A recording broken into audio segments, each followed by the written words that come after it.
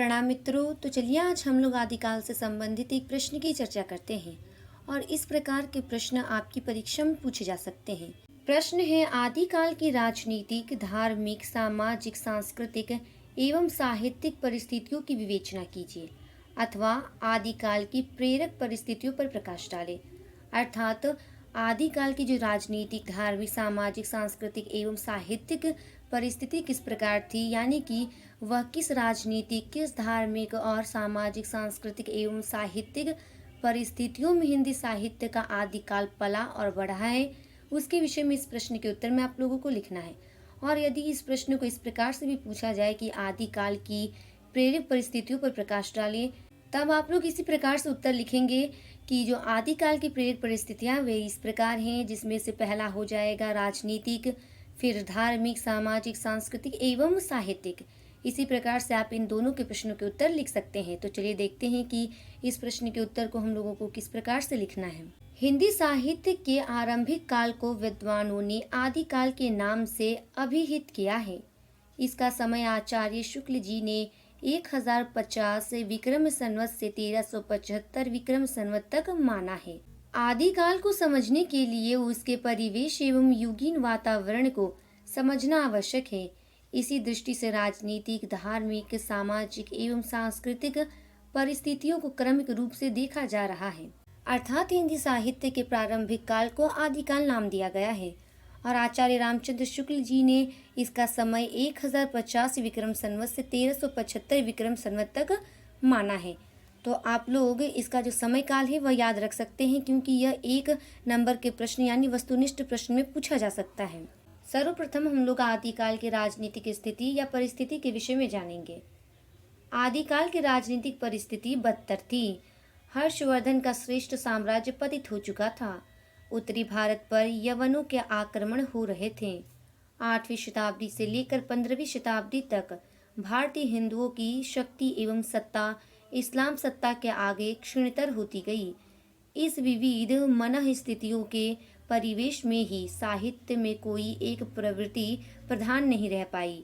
अर्थात आदिकाल के समय पर बाहरी बहुत सारे आक्रमण भारत पर हो रहे थे, जिस वजह से यहाँ के जो राजा थे उनकी शक्तियाँ जो थी वह क्षीणतर यानी कि बहुत कम हो चुकी थी और भारत में धीरे धीरे इस्लामी सत्ता स्थापित होने लगी थी। यवन शक्तियों के कारण जो आक्रमण हुए उसका प्रभाव पश्चिमी भारत एवं मध्य प्रदेश पर पड़ा। इन क्षेत्रों की जनता अत्याचारों एवं युद्धों से आक्रांत एवं विशेषज्ञ रूप से प्रभावित हुई। आदिकाल के संपूर्ण समय में भारतवर्ष युद्ध प्रभावित एवं असंतुलित रहा। देशी राजाओं से भी जनता को संरक्षण एवं सहायता की अपेक्षा शोषण एवं अत्याचारों का सामना करना पड़ा। स्वयं देशी राजा परस्पर लड़ने लगे। उनमें विदेशी आक्रांताओं से जूझने की शक्ति एवं साहस का नितांत अभाव था। जनता उसके आपसी झगड़ों से पीड़ित थी। अर्थात यहाँ पर हमारे भारत में यानी कि उस समय हमारे भारत में बाह्य आक्रमण भी हो रहे थे, उसी के साथ साथ हमारे देश की जो जनता थी वह बहुत ही ज़्यादा खिन्न हो गई थी और उनके मस्तिष्क में बहुत ज़्यादा ही निराशा थी और उन्हें इस बात की अपेक्षा थी कि यदि बाहरी आक्रमणकारी हम पे आक्रमण करते हैं तो हमारे जो देश के शासक हैं यानी कि हमारे क्षेत्र या प्रदेश के जो राजा हैं वे हमारी रक्षा करेंगे। परंतु उन्होंने भी उन पर अत्याचार ही किया, उनका शोषण ही किया और देश के जो राजा थे वे आपस में ही प्राय युद्ध किया करते थे, जिस वजह से उनके पास ना ही शक्ति शेष रह गई थी और ना ही उनके पास साहस था और ना ही इतने साधन ही थे कि वे बाह्य आक्रमणकारियों से युद्ध कर सकते। और इन सभी चीजों का प्रभाव हमारी भारतीय आम जनता पर पड़ रहा था। हिंदू शासकों की परस्पर लड़ाइयाँ, हिंदुओं की सत्ता का समाप्त होना, मुगलों का आक्रमण, एकता का अभाव और राज्यों का बिखराव, मात्र मान अपमान के लिए होने वाले युद्ध, जर जोरू और जमीन या किसी सुंदर राजकुमारी के स्वयंवर को लेकर हो रहे युद्ध, इन सभी चीजों ने देश को खोखला कर दिया। भारत की हालत बदतर हो रही थी तथा वह भीतर से खोखला हो रहा था। कला एवं विलासिता के कारण भारतीय शक्ति ध्वस्त होती रही। रूढ़ियों एवं परंपराओं की जड़ हिलने लगी। अर्थात आदिकाल की जो राजनीतिक स्थिति थी वो बहुत ही ज़्यादा खराब थी, क्योंकि उस समय प्रायः लड़ाइयाँ हुआ करती थी। उस समय शासक बिना कारण के ही लड़ाइयाँ किया करते थे। कभी वे जमीन के लिए युद्ध किया करते थे, तो कभी किसी सुंदर राजकुमारी के लिए युद्ध किया करते थे। इन सभी चीजों ने भारत को अंदर से खोखला कर दिया था और भारतीय शक्ति जो थी वह धीरे धीरे कम होती जा रही थी और भारतीय शक्ति ध्वस्त होती नजर आ रही थी। महमूद गजनवी की मृत्यु के बाद मोहम्मद गौरी ने शासन संभाला। कन्नौज पर जयचंद आसीन हुआ। मोहम्मद गौरी के आक्रमण एवं जयचंद के सहयोग से पृथ्वीराज चौहान को गिरफ्तार किया गया। मोहम्मद गौरी की मृत्यु के बाद कुतुबुद्दीन ऐबक ने भारत पर शासन किया। तदुपरांत भारत पर मुगल वंश खिलजी के शासकों ने आधिपत्य जमाया। अर्थात जब बाह्य आक्रमण भारत पर हो रहे थे तो सर्वप्रथम गजनी की जब मृत्यु हो गई, उसके पश्चात मोहम्मद गौरी ने यहाँ का शासन संभाला और मोहम्मद गौरी ने पृथ्वीराज चौहान जी को हराया था। तत्पश्चात गौरी का शासन भारत में प्रारंभ हुआ और कुछ ही समय बाद उसकी मृत्यु हो गई।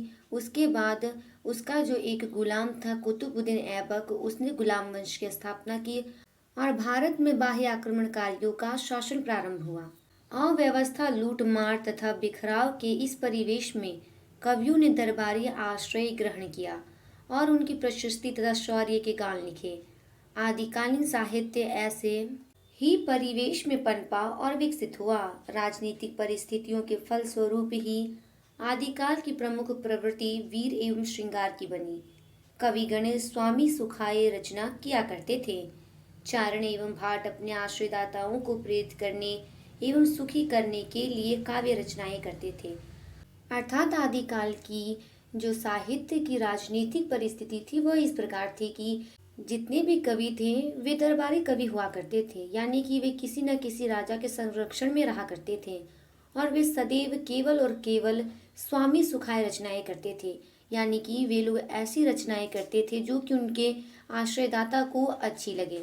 इसी वजह से आदिकाल का जो साहित्य है वह संकुचित रह गया, क्योंकि वे दरबार के बाहर के वातावरण का उन लोगों ने वर्णन किया ही नहीं, क्योंकि वे लोग केवल अपने स्वामी को आनंदित करने के लिए रचनाएं किया करते थे। अर्थात इस प्रकार की राजनीतिक स्थिति आदिकाल की रही थी और इसी प्रकार के परिवेश में हिंदी साहित्य के प्रारंभिक काल यानी आदिकाल का जन्म हुआ और उसकी राजनीतिक स्थिति इसी प्रकार थी। इसके बाद हम लोग आदिकाल की धार्मिक स्थिति के विषय में चर्चा करेंगे। तब तक के लिए धन्यवाद।